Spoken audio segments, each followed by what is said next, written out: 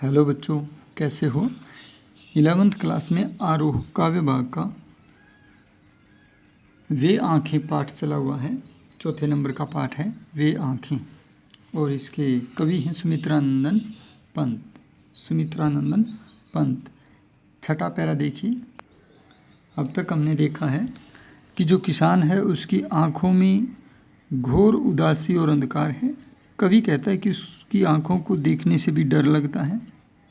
इसके अतिरिक्त उसके जीवन में भी, किसान के जीवन में भी खुशहाली थी, उजाला था, और उसके पास बैल, हरी भरी खेती और भरा पूरा परिवार था, जिसको महाजनों ने उजाड़ दिया। उसका इकलौता पुत्र उनकी कारकुनों की लाठियों से मारा गया। आगे देखो। उजरी उसके सिवा किसे कब पास दुहाने आने देती। प्रश्न अलंकार है इसमें। उजरी गाय का नाम है, उजली, सफ़ेद गाय जो किसान के घर में थी, उजली। वो सिवाय किसान के किसी को भी दूध नहीं देती थी, यानी किसान से उसका इतना लगाव था। आँखों में नाचा करती उजड़ गई जो सुख की खेती। और जो है वो पीड़ा का सूचक है। हाय, किसान की आँखों में अब हमेशा ही नाचा करती है जो सुख की खेती उजड़ गई है। यानी किसान के पास खेत, परिवार, पशु, फसल, सब चीज़ें थी, लेकिन वो लालची और क्रूर महाजनों, पूंजीपतियों ने उजाड़ दी है वो खेती। तो अब उसके आँखों के सामने वही बीते हुए समय की खुशहाली नाचती रहती है, उसको चुभती रहती है। तो काव्य सौंदर्य में आप भाव लिख सकते हो कि किसान अपने बीते हुए खुशहाल जीवन को याद करके बार बार दुखी होता रहता है। और शिल्प पक्ष में आप लिख सकते हो खड़ी बोली भाषा है, प्रसाद गुण, शांत रस, और अनुप्रास अलंकार आपको मिल जाएगा। किसे कब में जो है कह की आवृत्ति के कारण अनुप्रास अलंकार बनता है, और स्वर मैत्री अलंकार भी है इसमें। खड़ी बोली भाषा है। चाक्षुक बिंब का बहुत सुंदर प्रयोग किया गया है। 7वां पैरा देखिए। बिना दवा दर्पण के घरनी स्वर्ग चली आंखें आती भर। और जो किसान की गृहिणी है, घरनी माने गृहिणी, किसान की पत्नी, बिना दवा दारू के, बिना देखभाल के, गरीबी की वजह से, समय पर दवाइयाँ न मिलने की वजह से स्वर्ग चली गई।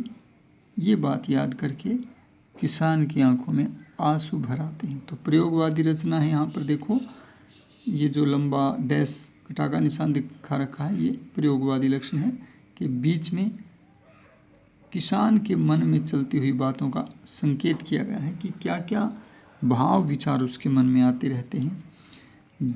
देख रेख के बिना दूध मुही, बिटिया 2 दिन बाद गई मर। और पत्नी के मर जाने पर दूध मुही छोटी सी बच्ची माँ के अभाव में बिना देख रेख, बिना साज संभाल के 2 दिन बाद मर गई। तो ये भी किसान की बहुत बड़ी पीड़ा है कि उसका परिवार धीरे धीरे करके उजड़ गया। उसके इकलौते पुत्र को कारकुनों ने अपने लठों से मार दिया, महाजनों के कारिंदों ने उसके घर बार को बिका दिया है। उजली को भी नीलाम कर दिया, बैलों की जोड़ी को भी नीलाम कर दिया, और उसकी पत्नी बिना दवा दारू के मर गई। बेटी देखभाल की कमी के कारण दूध मुही बेटी वो भी चल बसी। 8वां पैरा देखिए। घर में विधवा रही पतोहू, लक्ष्मी थी यद्यपि पतिघाती। देखो, इसमें बड़ा व्यंग्य किया गया है कि अब किसान के घर में मात्र विधवा पतोहू माने पुत्र वधू रह गई है, उसके बेटे की बहू। किसान की विधवा पुत्र वधू रह गई है, जो कि सामाजिक दृष्टिकोण से अगर देखा जाए एक तरह से तो वो लक्ष्मी मानी जाती है। हम नारी को लक्ष्मी मानते हैं, यद्यपि पति घातिन, लेकिन अब वो पति घातिन कहलाती है। हमारे समाज की एक विडंबना है, बहुत बड़ी दुर्दशा है। क्या कि पति जीवित है तब तक एक स्त्री को लक्ष्मी रूप माना जाता है। पति के मरने पर उसी स्त्री को पति घातिन कहा जाता है। तो इस तरह से उसी को पति घातिन कहा गया, हालांकि वो इस घर की लक्ष्मी है। उसका पद लक्ष्मी का है, लेकिन परिस्थितिवश उसे पति को खा जाने वाली पति घातिन या अभागी माना गया है। ये हमारे समाज की विडंबना है। व्यंजना शब्द शक्ति है, यहाँ पर व्यंग्य किया गया है। पकड़ मंगाया कोतवाल ने, डूब कुएं में मरी एक दिन। और उस पुत्रवधू को भी बुरी नीयत से एक दिन कोतवाल ने पकड़ कर मंगवाया, तो वह इस बात को सहन नहीं कर पाई और कुएं में डूबकर मर गई। ये किसान के परिवार की दुर्दशा की चरम सीमा है। कहता है उसका सब कुछ तो लूट ही लिया। इसके पश्चात महाजनों के साथ साथ पुलिस ने भी किसान को दुखी करने में, उसको तंग करने में कमी नहीं छोड़ी। उसकी पुत्रवधू को भी बुरी या खोटी नीयत से कोतवाल ने मंगाया और जिसको सहन न करने के कारण किसान की पुत्रवधू ने भी आत्महत्या कर ली। तो करुण रस है इस पैरे में, करुण रस आप लिखोगे, बाकी विशेष लगभग वही हैं। अनुच्छेद नंबर 9 देखिए, यहाँ भी हमारे समाज की जो भेदभावपूर्ण प्रवृत्ति है उसके ऊपर व्यंग्य किया गया है। खैर पैर की जूती जोरू न सही एक दूसरी आती, पर जवान लड़के की सुध कर सांप लौटते फटती छाती।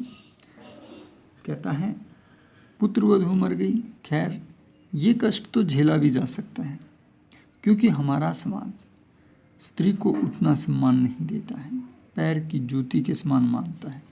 जोरू माने स्त्री को, एक नहीं तो दूसरी आ जाती है। लेकिन जवान लड़के की सुध, उसके वध की सुध लेकर के किसान की छाती फटने लगती है और छाती पर सांप लौटने लगते हैं। मुहावरेदार भाषा है,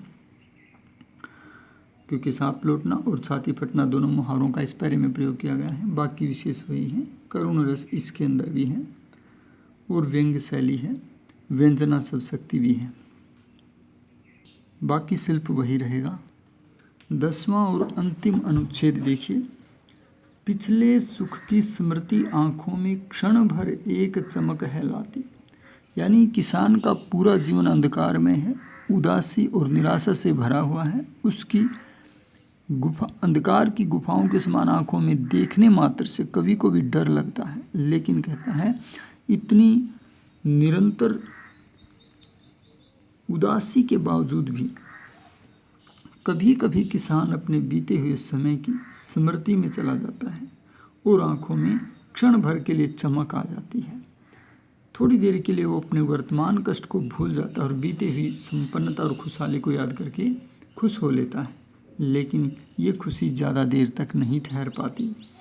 तुरंत शून्य में गड़ वह चितवन तीखी नोक सदृश बन जाती, और तुरंत ही उसकी वह चितवन, उसकी वह नज़र वो शून्य में गड़ जाती है। शून्य का मतलब है आसमान या अंतरिक्ष। आसमान में गड़ जाती है और एक तीखी नोक के समान बन जाती है। अर्थात यही दृष्टि, यही आसमान में लगी हुई उसकी दृष्टि जो है वो अंत में उसी के हृदय को पीड़ा देती है, एक तीखी नोक के समान गड़ जाती है।